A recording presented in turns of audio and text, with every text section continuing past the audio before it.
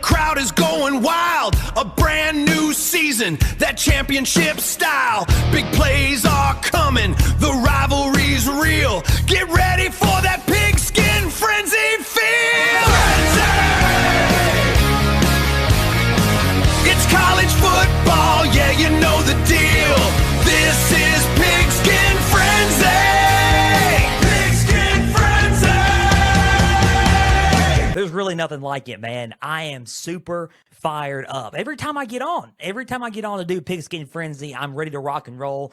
Every time I sit in this chair, ready to just get on the air and just to do Pigskin Frenzy. It's like I'm in a different realm, right? When you cover college football and been doing it for now going on 4 years like I have, it just keeps getting better and better. The excitement just keeps building and building and building.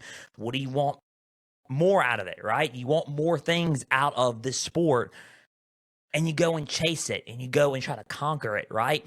That's what I feel like I'm doing with Pigskin Frenzy. And I love doing this. I'm so fired up to keep on going with spring outlooks. And today, like we said on the past episode 305, we're at 306. We're ready to rock and roll. We are doing Group of Six spring outlooks. We do one every year. A new team has entered the chat. Coming from FCS to FBS. You already know who they are. We're going to discuss them here in a little bit. Ladies and gentlemen, welcome to Pigskin Frenzy on this beautiful, very chilly Tuesday afternoon. I'm Joel Norris, and whether you're watching on YouTube, listening on Spotify, Podbean, and Apple, or watching and listening on our new platform, True Voice Digital, a big thank you for taking some time out of your Tuesday to just sit back, watch, and listen to some college football coverage presented by me. If you're watching on YouTube, subscribe to the channel, like each episode, leave comments down below. Spotify, Podbean, and Apple, all you got to do is just share around with others and follow on there as well. X and Instagram, at Pigskin_Frenzy, and TikTok at Pigskin_Frenzy. Follow, like the pages there. You're going to get episode updates and clips and highlights from the prodigy of college football himself on Pigskin Frenzy. Guys, we are super fired up for Pigskin Frenzy. The website's www.pigskinfrenzy.weebly.com as well. Super fired up, spring outlook time. And before we get into the spring outlook and continue our spring football coverage, which we will conclude around, I think, first week of May is when we'll wrap everything up with spring football coverage. But excuse me, guys, I had a cold last week, and it's just been kind of trying to get over it. So ignore my voice and how I sound nasally. But man, I just wanted to say, because I mentioned True Voice Digital, and that is a very, very awesome platform. Because as you know, we're a college football show, sure, and we talk about college football. We're in the college football media space, but we are also here at Pigskin Frenzy, followers of Jesus, and we are children of God, and we will not back down from that and proclaiming our faith on this show and sharing our faith across all platforms, networks, and shows. We love Jesus, because without Jesus, we would not be here. And we're going to continue to proclaim the name of our Lord across all platforms. As we couldn't do this without you guys. We are at 94,000 channel views on YouTube. We're about to be at 6,800 listeners across all audio platforms. Guys, we are growing and growing and growing. We cannot do this show without you guys, but most importantly, we couldn't do this show without our Lord Jesus. So, guys, if you want to come to know Jesus, it's the best decision you can ever make in your life. Contact me on X, Instagram, and TikTok at Pigskin_Frenzy, as well as the website www.pigskinfrenzy.weebly.com. Name and info and email at the bottom of the Home and About Me page. It's the best decision you can ever make in your life, because he is Lord and he is King. And the reason why I mentioned True Voice Digital is this is a new platform. It's a new platform that Pigskin Frenzy is stored on, not just on YouTube. You can listen to us on YouTube. Everything about the show will remain the same. It's all the same. It's just a platform that you can watch on as well. And it's a really good platform to watch on as well, because you got great stories on there and faith-based stories on there as well that also, like me, proclaims their faith. So it's a very faith-based platform. True Voice Digital, 24/7 faith and inspiring content. It's amazing. Go and check out Pigskin Frenzy on True Voice Digital. One of our new homes. It's amazing, and we are so excited that we have gotten the call to be a part and, join and have our show be stored on True Voice Digital. We're so thankful, and we're going to shout them out right now. Shout out to True Voice Digital, and we're so thankful to how that became to be, right? So we're on there. We're ready to rock and roll, and we will be on there every Tuesday and Thursday on True Voice Digital, as well as our normal homes, YouTube, Podbean, Spotify, Apple, YouTube. So, and Amazon Alexa. Hopefully that did not just go off in your households. Okay, college football spring outlooks. Let's keep going. Let's keep going with our spring outlooks. Group of 6 edition, because I feel like this year, because, by the way, notable absence. Trent is not on this episode today. He will be back with us on Thursday's edition of Pigskin Frenzy, as well as the rest of our spring outlooks. He's on assignment today. He had another thing that he had to catch up on. So he will be back with us on Thursday's edition of Pigskin Frenzy, our reoccurring correspondent for the show, Trent Ritchie. Well, the thing about this year is not only am I doing it with Trent, the difference is I'm kind of breaking these outlooks and these spring results out in editions. And when I mean by editions, I mean by, at first I was kind of going by how I was feeling a little bit, these first parts of it. But then I started getting to myself and started thinking to myself, wait a minute, let's break these down into editions. So the rest of the spring outlooks, and probably all of the spring outlooks for next year in 2027, will be broken down into editions. And what I mean by editions, like Group of 6 edition. Thursday, we're doing another All-SEC edition. Next Tuesday, rather. Thursday, it's All-SEC. Next Tuesday's episode is going to be All-ACC. If you're starting to get the picture a little bit. New Coaches edition. We're going to do a new Coaches edition of Spring Outlooks. A team, is this a one-off, or is this a multiple-year edition worth of teams? We may have Vanderbilt on that one. We may have Iowa on that one. We might have Virginia on that one because it makes sense. But those type editions, that's how we're breaking it down here on the Spring Outlook. So Group of 6 edition here. We do one every year. We're fired up, ready to rock and roll. So just kick back, relax, and enjoy. We're kicking it off in the American Conference. We're kicking it off with South Florida, USF. Alex Golesh is now the head coach at Auburn. And that's going to be a great transition. We talked about that on this past Thursday's episode. Go back and listen and watch that one. New head coach Brian Hartline.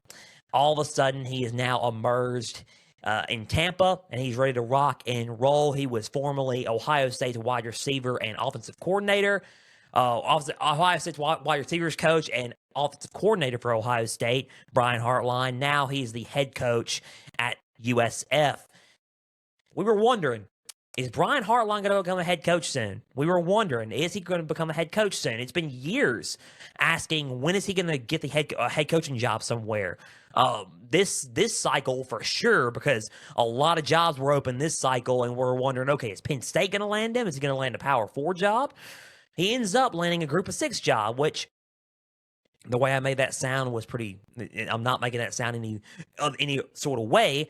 He just landed a Group of 6 job. He happened to land at South Florida because Penn State ended up not going with him. They ended up going with Matt Campbell. So what do? He pivots and goes to the Group of 6 and goes to South Florida. They wanted him.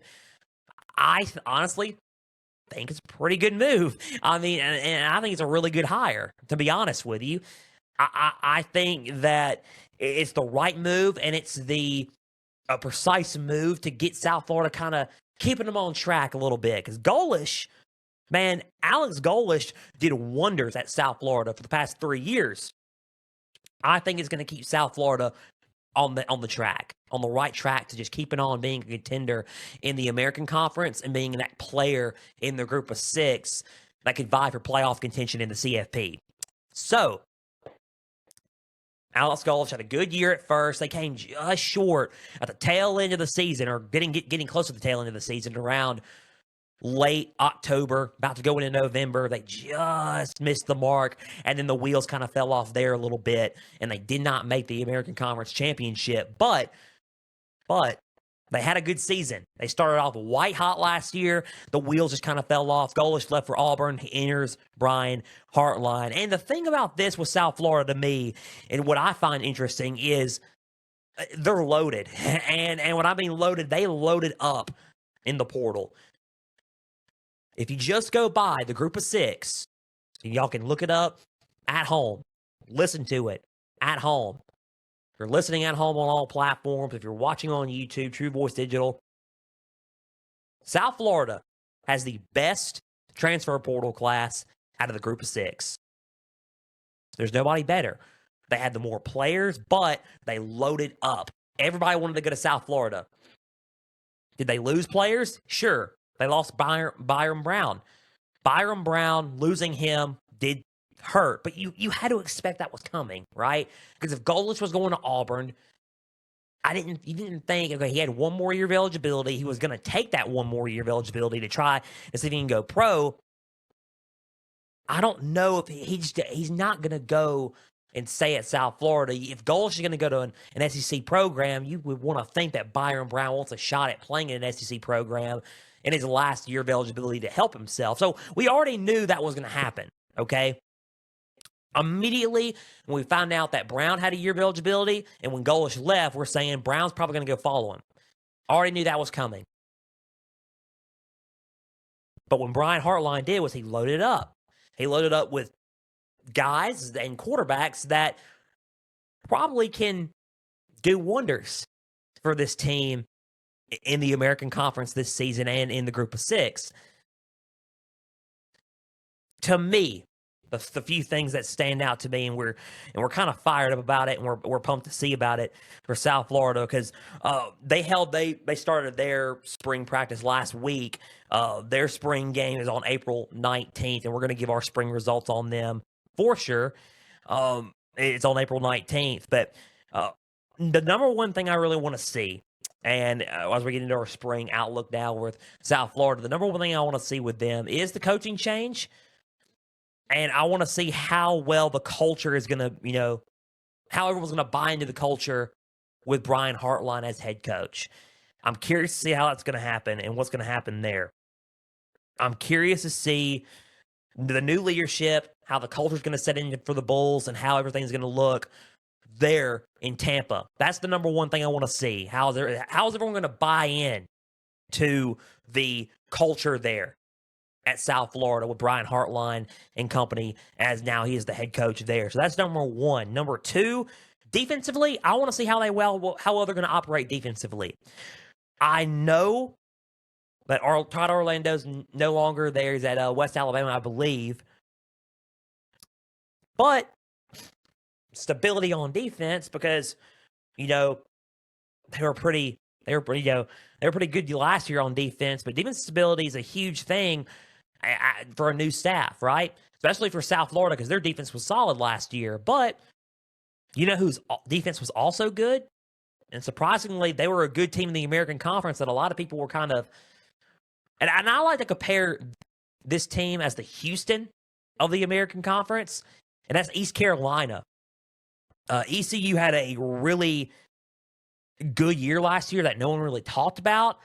Houston was very close. If some of the wrong moves were made in the top of the Big 12, Houston was very close to going to the Big 12 title game, because they were a 2-loss team by that time. East Carolina was like that, the American Conference. A few more wrong moves, they would have been in the American Conference Championship. At ECU, you got Jeff Aldridge as their defensive coordinator, and he was a stud. He was a stud there.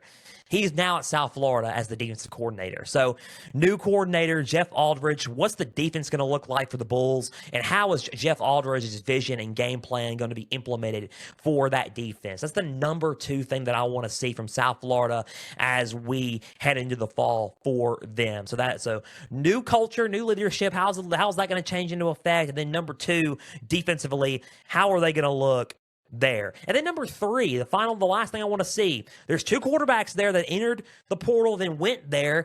Number one was Michael Van Buren from Mississippi State, and from from LSU. And then another Mississippi State quarterback who went there was Luke Kroenke. I want to see how both of those guys are going to battle each other out to see who gets the starting job. Do I believe that Van Buren probably has the nod? Probably.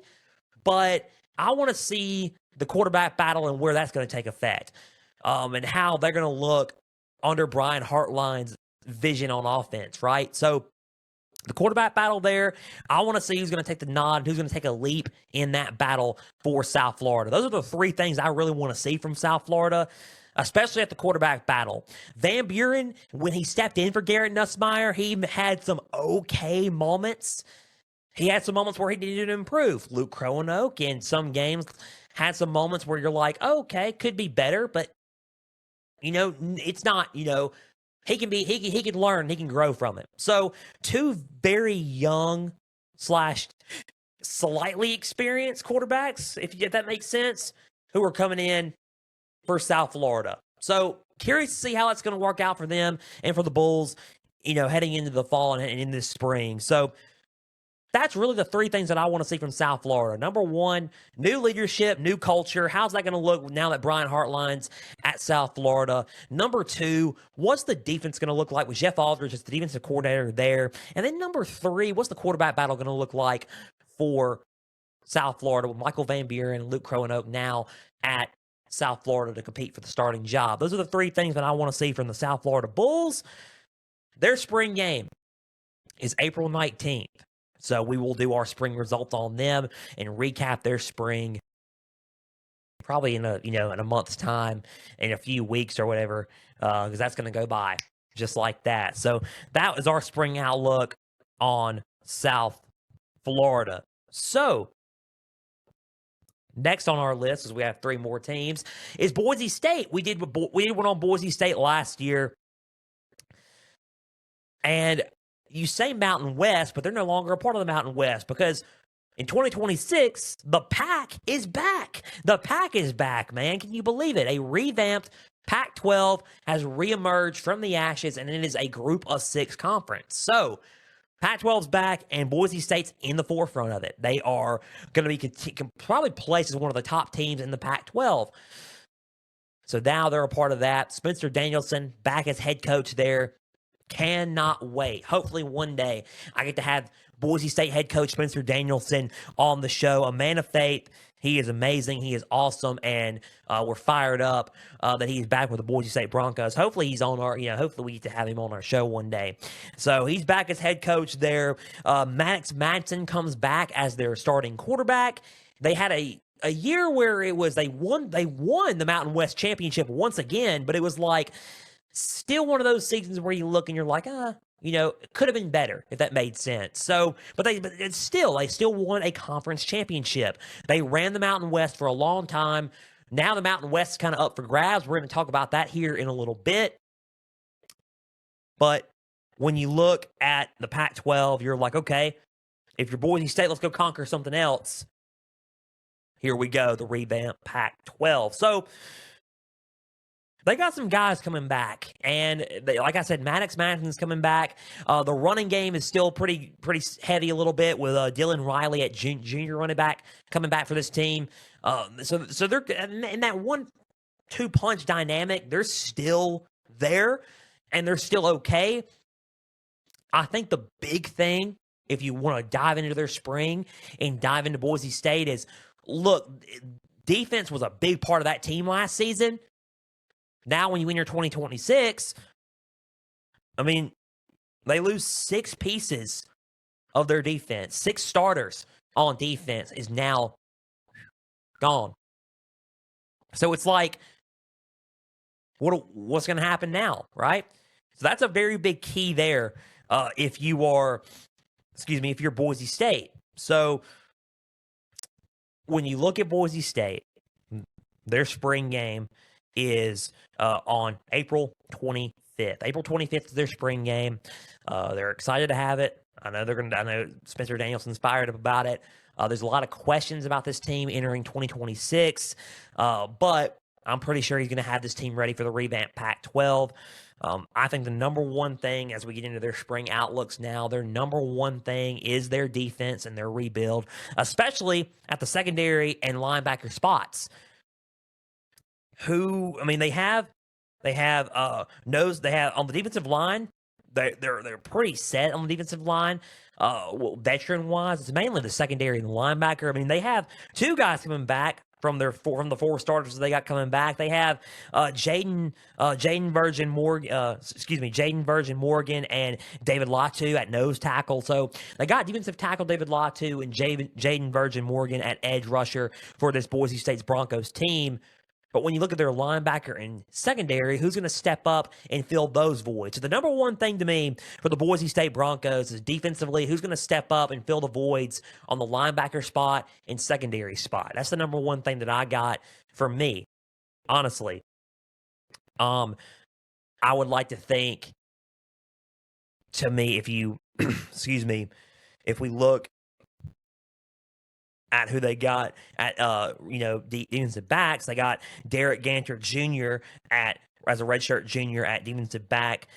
They have Demetrius Freeney Jr. defensive back, redshirt senior. So they got guys like that coming out of Arizona. Was his Demetrius Freeney Jr. coming out of Arizona, coming into Boise State. So they got guys who kind of hit the portal and went to Boise State there, so they can add those pieces to the secondary spot for them. So that may help them a lot. It may increase a lot of what they're looking for depth-wise at the secondary spot. If you want to talk about, linebacker, Samuel Brooks, linebacker, senior, 6'1", 200 pounds, coming from Baldwin High School, Duval County, Florida. His previous school was Dodge City Community College, so JUCO transfer coming in. Samuel Brooks, so he can step up and fill the void at linebacker as well.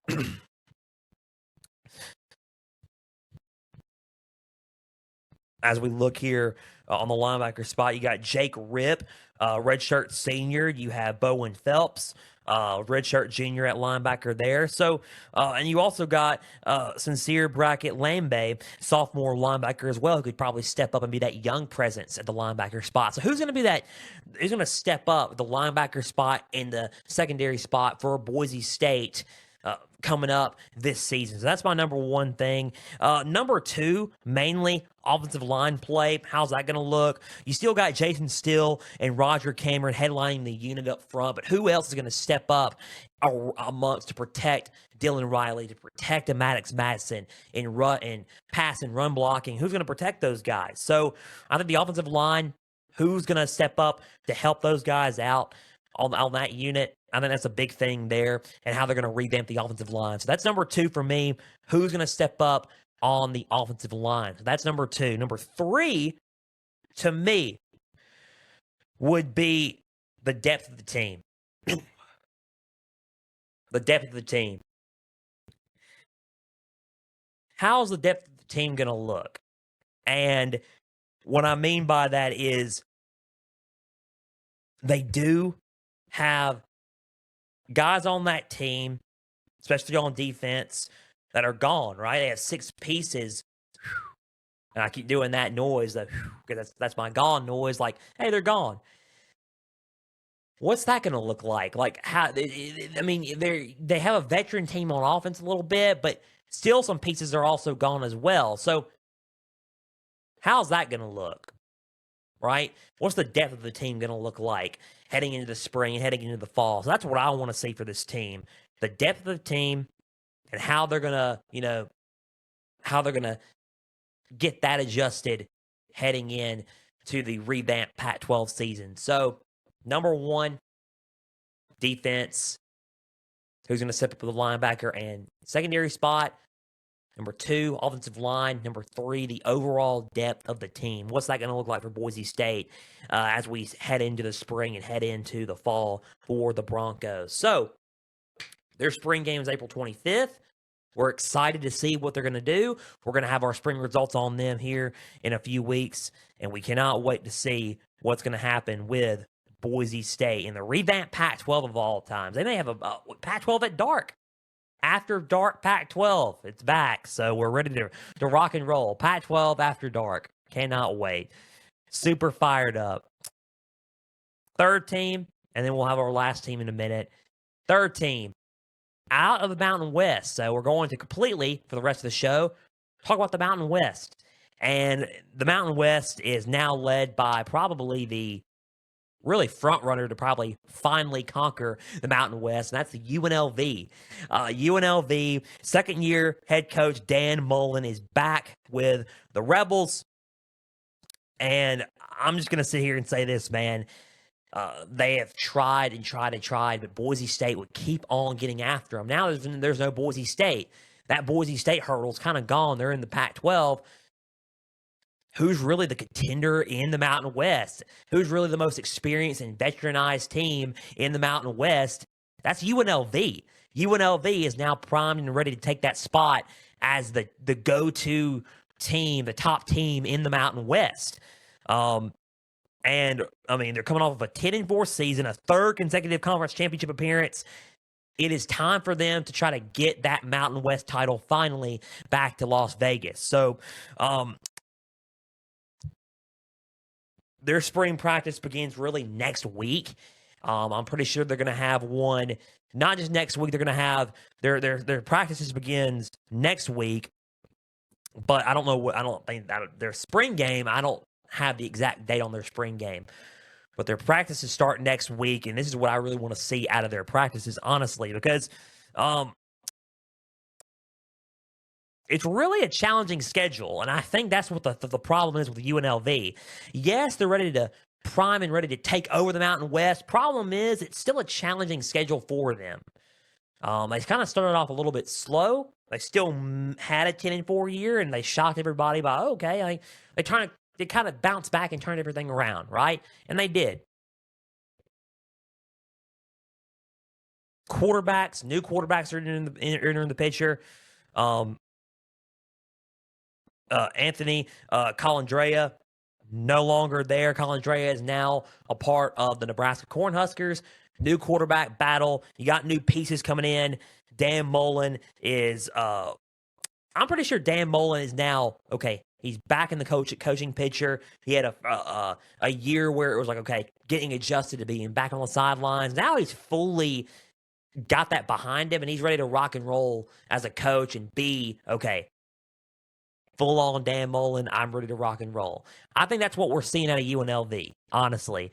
And I'm kind of curious to see what's going to happen when UNLV heading into the spring and heading into the fall. So I think that's the number one thing that I want to see. The number one thing I want to see is the quarterback spot. What's going to happen there? You have Alex Orji still there. He is still there. Is he going to start or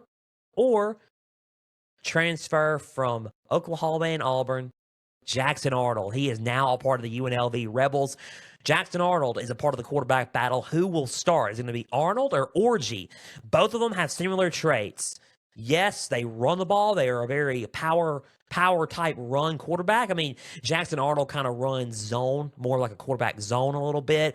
Orji's more of a quarterback power type of runner, but they still run the ball very well nonetheless. But throwing is that spot where you look and you're like, how can they get the ball and stretch the ball downfield? Those are really the only questions I have from both quarterbacks. I've had those questions from both quarterbacks when they were at their last schools, Michigan and Auburn, respectively, and Oklahoma, but Auburn, respectively, as well for Jackson Arnold. So you look at that and you're like, what are we gonna see out of those two quarterbacks? It's very interesting to see what's going to happen there. I want to see who's going to win the battle, who's going to take the leap in that battle. So, to me, that's number one for me.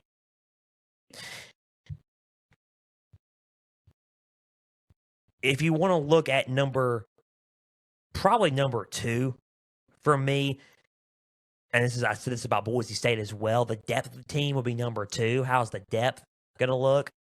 How is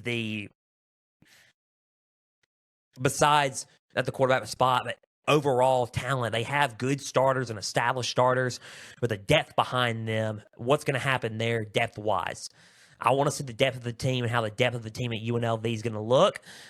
In case, is it going to be next man up mentality, or is it we're going to get hurt by this, right? So number 2, the depth of the team for UNLV. So those are the 2 things that I want to see out of UNLV heading into the fall, or heading into the spring and heading into the fall. I think for me as well, that's not just depth development. I think defensively, they look strong on paper.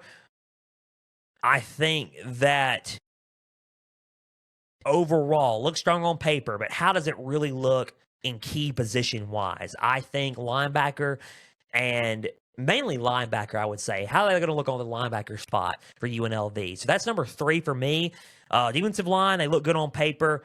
Consistency is key in everything, and I think the defense is, to me, is one of those issues where you look and you're like, okay, they're good on paper, talent-wise, but are they going to be consistent enough to keep everything going to help support the offense in games in the fall? So that's number 3 for me. Defensively, mainly the linebacker spot and how consistent they're going to be. That's number 3 for me for UNLV. That's really my 3 spring outlooks and my outlook on UNLV, honestly. Number 1, who's going to take the leap in the quarterback battle between Jackson Arnold and Alex Orji? Number 2, the depth on paper for UNLV. What's the depth going to look like for the UNLV Rebels? And number 3, defensively, and how consistent they're going to be defensively. So that's really what I want to see for UNLV heading into the spring and heading into the fall. We're going to have our spring results on them in the following weeks, and cannot wait to see what they're going to do in their spring practices. They start next week on the 26th of March. Fired up for UNLV. That was South Florida, that was Boise State, and that was UNLV. Last but not least, before we wrap everything up here on Pigskin Frenzy, man, we got to talk about the debut, the new team on the block. Because you're thinking, okay, UNLV, probably primed and ready. The position is there for them to have that chokehold over the Mountain West and in the group of 5 to win a Mountain West championship. And then you see the new kid on the block coming in from the town, and it's not just any ordinary new kid on the block. That's a championship-level program coming in. From the FCS to now the FBS, here comes the North Dakota State Bison. And that is what we're doing a spring outlook on, because when I immediately saw them come from the FCS to the FBS that joined the Mountain West in the group of 6, I was saying, okay, we got to do a spring outlook and do spring football coverage on the North Dakota State Bison. They're here. They are here. Multiple time national FCS national champions. They are now in FBS level football, and we're excited to see what's going to happen there. Can they make the CFP? Probably not in the first season because of that ineligible factor and eligible clause for just now joining the FBS. They're trying to get an appeal on that from what I've heard, but it's very interesting to see what's going to happen. Are they eventually going to make the CFP one day? Curious to see what's going to happen there. Man, they're here. And I'm very curious. Let me put it that way. Very, very curious to see what's going to happen with North Dakota State. Massive shift as a member of the Mountain West. They lost in the 2025 FCS playoffs. And after that move, they're like, you know what? I think it's time to make that jump. It's time to prove ourselves that we are a team that can hang with these guys. We can hang with these guys. And we're ready to just see it, very faster than expected transition. So we're fired up, we're ready to rock and roll, and we're excited to see North Dakota State here. But the number one thing that I want to see, honestly, and we're going to talk about the other things too. The number one thing that I want to see from North Dakota State as the new kids on the block in FBS, gearing up for their Mountain West Conference run, right? How is Tim Polasek going to get ready? Tim Polasek, head coach of the North Dakota State Bison. How is Coach Polasek going to gear his team up and get his team ready in the spring and adjust to gear up for the FBS level? That's the number one thing I want to see. it's got to be a different thing. And that's not a knock at the FCS level guys. FCS football is still fun football. It's really good football. But there is a level to it, and it's a difference. It's a difference between FBS and FCS. So, going from that to FBS level football, you got to have an adjustment to where it's like, okay, a different type of style of practice has to probably be implemented.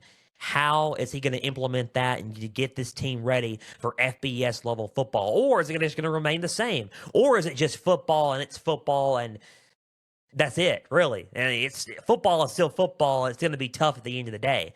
Maybe that's it. Who knows? But I kind of want to gear up and see how he's going to implement. Is he going to implement a different style of preparation, or is it going to be the same as it always been at North Dakota State? That's what I want to see, and that's the number one thing I want to see in the spring from North Dakota State. Number two, for me at least, what I want to see is the quarterback spot, particularly, Nathan Hayes, senior quarterback coming in, most likely will be the starting quarterback heading into the 2026 season and, start in the Mountain West time. Cole Payton, now off to the NFL, and he was a big loss. He's a good quarterback, left-handed quarterback, but now Nathan Hayes takes the reins as the quarterback for the North Dakota State Bison. How is he going to look replacing Cole Payton, and how is he going to look and adjust during the spring and gear up to be the starting quarterback? What's he going to look like?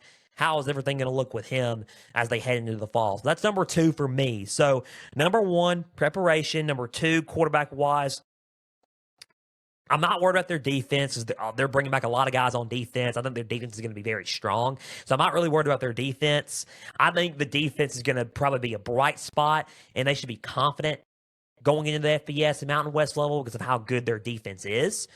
I think number three for me really is receiver, depth of the receiver spot. They lose Bryce Lance. I think that's really the one that we look out for, and we're like, okay, so you lose Bryce Lance, who's going to be that guy that steps up, like Bryce Lance did for Cole Payton. Who's going to step up for Nathan Hayes, right? Who's going to be that guy that steps up early on for Nathan Hayes? Well, you get Jacob Kaiser. You have he's one. You have Mekhi Collins. You have Isaiah St. Romain. You have Jackson Williams. Those are some guys that I'm naming off on this depth chart that could be those guys that step up for Nathan Hayes. So what's the depth of the wide receiver spot going to look like now that Bryce Lance is gone? Who's going to step up for him and be that immediate impact player at the receiving position for this Bison team? So that's my number three thing that I want to see from North Dakota State from them. I cannot wait to see them play. I know that practices have kind of already started right now. Kind of can't wait to see what's going to happen there. There's no really official date for their spring game. As far as I know, I don't see an official date for their spring game. They open up their season against Jacksonville State. They have UNLV. They're playing guys in UNLV, Northern Illinois, San Jose State. This could be a team that can climb the ranks and quickly say, hey, we're legit, right? So we'll see what happens, and cannot wait to see them play football this year. So the three things that I want to see is preparation. Is it going to be a different type of preparation from FCS to FBS level? That's number one. Number two, what's Nathan Hayes going to look like? How is he going to evolve into taking the reins and replacing Cole Payton? That's number two. Number three, the depth of the receiving core. What's that going to look like? And who's going to really replace Bryce Lance as as that go-to wide receiver playmaker at that spot, right? So those are the three things that I want to see from North Dakota State. They're starting their practices, I believe, this week or next week, I believe. Cannot wait to see what the Bison is going to do in the Mountain West as they move to FBS. Man, that was South Florida, that was Boise State, that was UNLV, and that was North Dakota State in our Group of 6 edition of Spring Outlooks. Guys, we are out of time today. A big thank you for taking some time out of your Tuesday and your St. Patrick's Day. Hopefully you are wearing green to just sit back, watch, and listen to some college football coverage presented by me. If you're watching on YouTube, subscribe to the channel, like each episode, leave comments down below. Spotify, Podbean, and Apple, and True Voice Digital. All you got to do is just share around and listen and follow on there as well. X, Instagram, and TikTok at Pigskin_Frenzy. Follow, like the pages there. You're going to get episode updates, news, and highlights from across college football, and you're going to get a lot of wild college football takes from the prodigy of college football himself, me. So we're ready to rock and roll, man. Our website's www.pigskinfrenzy.weebly.com. We will be back Thursday with another all SEC edition of Spring Outlooks on Pigskin Frenzy, and reoccurring guest correspondent Trent Ritchie will be back for that one. We are talking about Georgia, Texas, Oklahoma, and Texas A&M. They are on tap for our Spring Outlooks for Thursday's episode with our reoccurring guest correspondent, Trent Ritchie. So until Thursday's edition of Pigskin Frenzy, guys, I'm Joel Norris. We're signing off. Cannot wait for Thursday as we continue our spring football coverage and our Spring Outlooks. Guys, we love you all. We're praying for you all. For everybody out there, please and always stay the course.